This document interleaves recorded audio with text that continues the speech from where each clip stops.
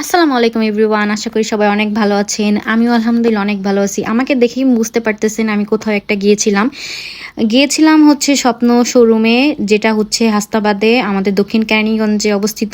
তো আসলে আমার যাওয়ার একটাই কারণ ছিল, আমি কফি পাইতেছিলাম না আমাদের যে এখানকার এলাকা আছে সেখানকার দোকানে। আর আর এক দোকানেও পেয়েছিলাম, সেটা কিন্তু ডেট ছিল না, তার জন্য চলে গিয়েছিলাম হাসনাবাদে। আর এখানে হলো অনেক কোয়ালিটির কফি আছে। যদি বলতে চান আপু আপনি চা খান না কফি খান, আমি কিন্তু দুটাই খাই। চাও যদি খাই তাও কিন্তু কফি মিক্স করে খাই। আমার কিন্তু চা কফির প্রতি একদম অ্যাডিক্টেড বলতে পারেন, আমার নেশার মতো কাজ করে। সোনার দামের থেকেও মনে হচ্ছে দিন দিন কফির দাম অনেক বেড়ে গেতেছে। কারণ হলো আগে যখন টাঙ্গাইল থাকতাম, টাঙ্গাইলেরই আমার কেনা 2-3 বোতল কফি ছিল, সেটা এতদিন চললো। আর তখন কফির দাম অনেক কম ছিল কম্পেয়ার টু দ্য নাও।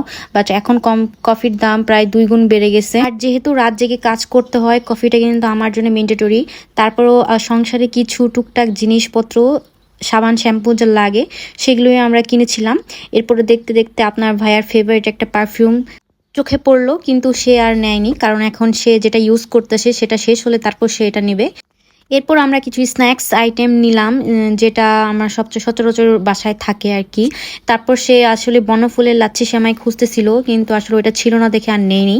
এরপরে বাসায় এসে চড়া দামের কফি কড়া করে খেয়ে দিনটি শেষ করলাম। আর আমার ভিডিওগুলো কার কেমন লাগে অবশ্যই জানাতে ভুলবেন না। ধন্যবাদ সবাইকে। আসসালামু আলাইকুম।